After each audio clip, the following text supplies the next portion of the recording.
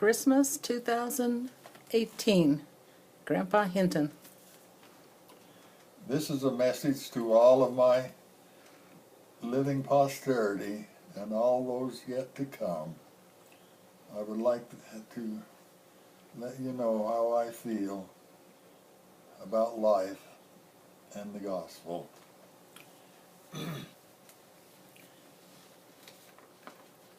'Tis the Christmas season and the time for giving gifts, but I have no gifts to give except two: my unconditional love to my children and grandchildren and all my friends, and then my most precious gift, my solid testimony that Jesus is the Christ, the living Son of the living God, and the head of his church and his pure gospel.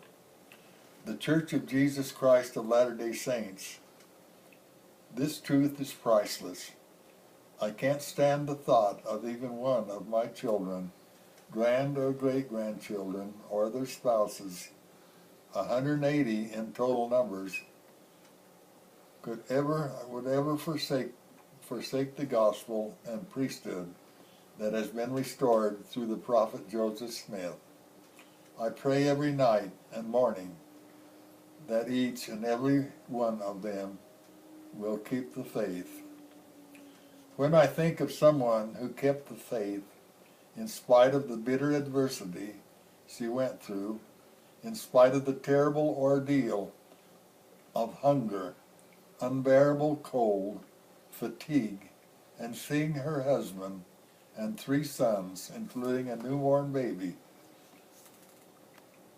all go to an early grave in less than 1 month in the tragedy of the ill-fated Morton Hancock Company.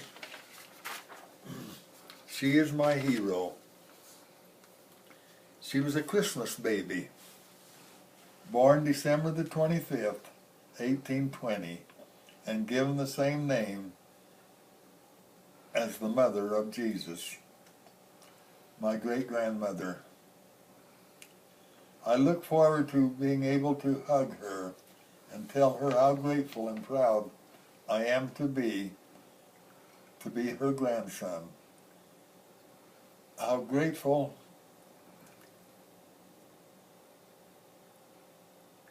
I can never express really how grateful I am. My posterity has such a great heritage to live up to. We must not ever falter. We must never let anything come between us and our beloved Savior, Jesus Christ. Remember, all of you have such a rich heritage. Stop and learn what your ancestors have given you. Think of Mariah Jackson Normington Parker and her unfaltering faith and devotion. After her and her daughters were rescued from Morton's Cove and brought back to Utah, Mariah and her 3 surviving daughters lived many more years, never complaining, never feeling sorry for themselves, never blaming God for their loss or their terrible suffering, but living productive lives, faithful lives. She felt that the gospel, which she had endured so much for, was the most glorious of all blessings.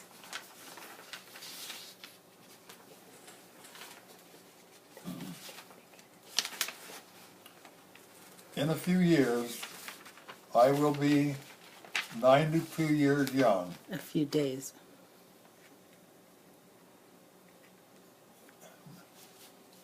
Back up. In a few days. In a few days, I will be 92 years young. Many years older than I ever dreamed I could get to. The Lord has been so good to me in preserving my life this long. so I could enjoy my children and posterity all of these special bonus years.